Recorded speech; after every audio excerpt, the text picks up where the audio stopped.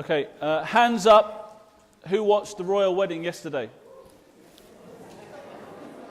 Go on, up. Come on, like worship, come on.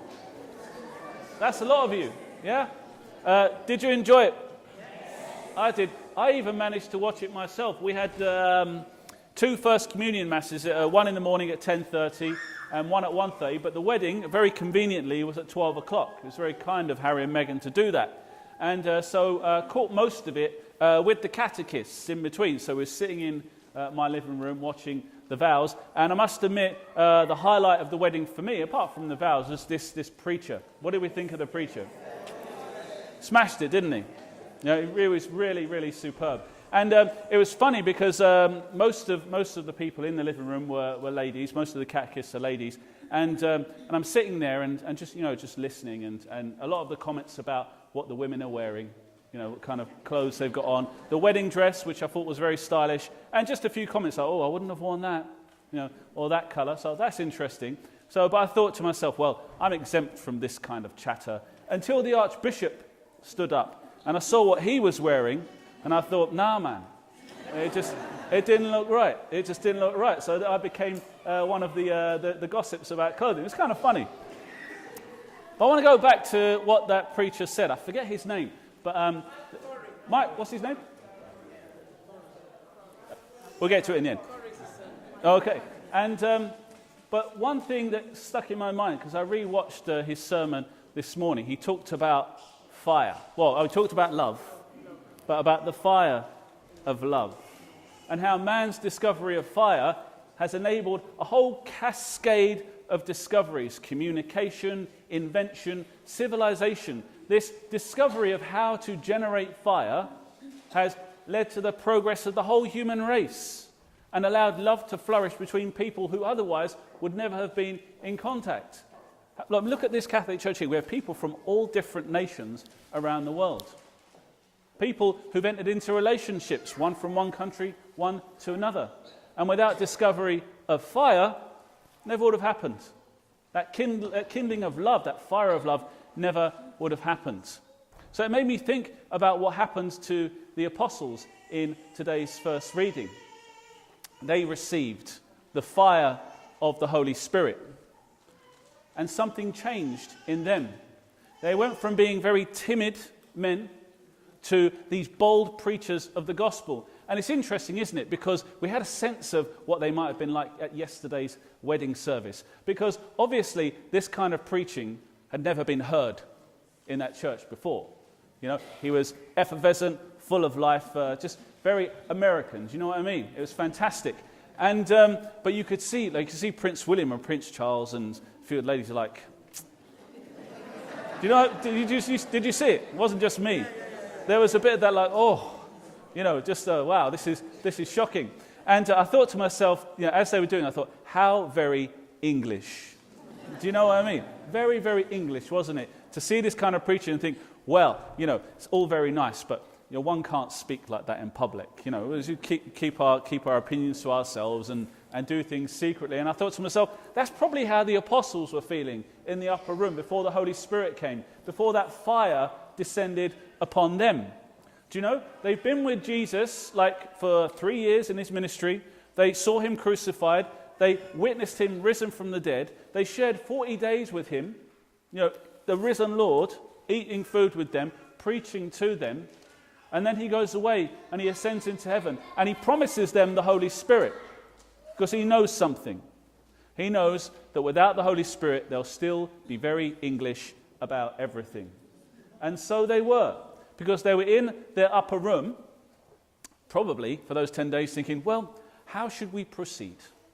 We received this good news. What's the best strategy to go forward? How are we going to share this holy name?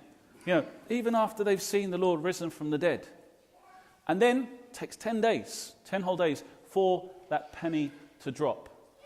For what went on in their minds and their hearts to join. For the love of the Father and the Son to fuse and give birth and bring forth the power of the Holy Spirit. So as that fire descended upon them, another fire was lit in their hearts. And that was the power of the Holy Spirit in their lives to leave that room and to profess the death and resurrection of Jesus. And look how they transformed. You know, historians and psychologists, that even if they're atheists, just can't get over this thing. They note the historical anomaly of what happened to the apostles. How did these men turn from timid upper room dwellers into fearless preachers of the gospel just like that? How did it happen? Well, we know it was the Holy Spirit. It was that love of the Father and the Son played out on our very earth, which had found its way into the hearts of those believers. And it can still happen for us. In fact, it still does happen. The reason we're here today is because of the fire of the Holy Spirit. The reason the church will be here tomorrow and in 1,000 years' time will be because of the fire of the Holy Spirit. Because there will be men and women throughout all ages touched by that love of Father and Son, the person of the Holy Spirit, who push them out of their doors to proclaim the death and resurrection of Jesus. And so there's no time, and maybe I'm being hard on English people, I'm an Englishman myself, but let's use that phrase anyway. This is no time to be English about our faith. You know, some of us may be shy. You know, hard to believe, but I'm a quite shy guy. You know, some of us may be introverted, and that's fine, because we don't have to change our personalities or our characters for the Holy Spirit to work. We just have to allow him to work.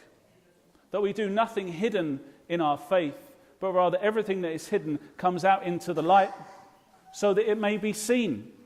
Remember when Jesus said that? Lift the lid on your light. Lift the lid on your fire and let it burn around you so that others may catch fire. So that we no longer think of the church in terms of where we come on Sunday or the walls that surround us, but that there are no walls, that there are no barriers, that everyone may be touched by the fire of the Holy Spirit who burns in this place. Imagine that. Imagine each and every single one of us burning with the fire of the Holy Spirit. How many people will catch fire around us? How we will burn. I remember the preacher just recently deceased, God bless him, Billy Graham. And we know what a great preacher he was, don't we? He was fantastic. He preached to about 250 million people in his lifetime. Imagine that. Friend of presidents, well known, around the world for the fire of his faith. And someone asked him one time, they said to him, Billy, what inspires you? What are you thinking as you go up to preach your sermons? How do you prepare? And he said, I don't know. He said, but all I do before I preach my sermon is I pray to the Holy Spirit, and then I stand up there and I burn. And everyone catches fire. That's how the message is spread. That's how it will continue to spread. And we, as Jesus' disciples, are agents in that message. And so we invite the Holy Spirit into our lives. We invite him into this place to burn in our hearts, so that by burning in our hearts, he may burn in the hearts of others, so that the whole world may be won over to confessing the name of Jesus, crucified and risen for our sakes, and that each and every person, along with us, realizes their destiny, that in the family of God, which we are, we find our perfect fulfillment. Amen. Now you're probably wondering why I'm still standing here. Okay, because what's to come next? I'm going to invite anyone who's not feeling very English today to do something. This is going to be our first altar call on this Feast of Pentecost. I want anyone whose life in the last year, or 18 months, whatever, has been touched by the Holy Spirit, where through this parish family, through the work of our church, through the witness of another, has been set on fire by the Holy Spirit, whose faith has been renewed or faith has been enkindled. Come forward now, share this sanctuary with me, and we'll pray over you. Please, come. There we go.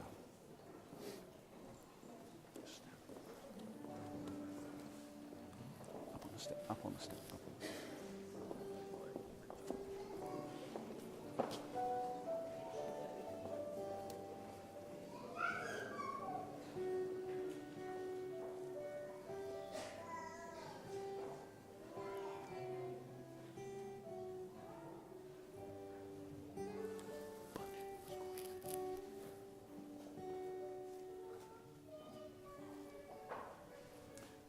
invite the rest of you guys to just place a hand out in prayer to pray for our people here. Come, Holy Spirit, enkindle in us the fire of your love. Send forth your Spirit, O Lord, and they shall be created, and you shall renew the face of the earth. Holy Spirit, you are welcome in this place. Holy Spirit, we love you, and we are filled with love of you. We ask you to descend upon all here present, that the fire of your love may be kindled in them, that they may know your presence, the fusion of love of Father and the Son is poured forth in you. We ask you to descend upon all here present, so that by burning they may catch fire to those around them, that more people may know the love of Father, Son, and your Holy Spirit, Lord, in their hearts. Come, Holy Spirit. Come, Holy Spirit. Come, Holy Spirit. Holy Spirit, descend upon us here today. Come, Holy Spirit. Come, Holy Spirit. Come.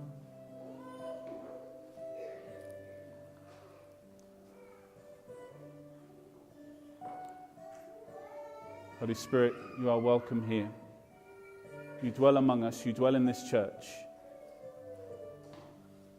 Only by the power of the Holy Spirit can we say that Jesus is Lord. And today we confess Jesus is Lord. Say it with me. Jesus is Lord. Jesus is Lord. Come, Holy Spirit.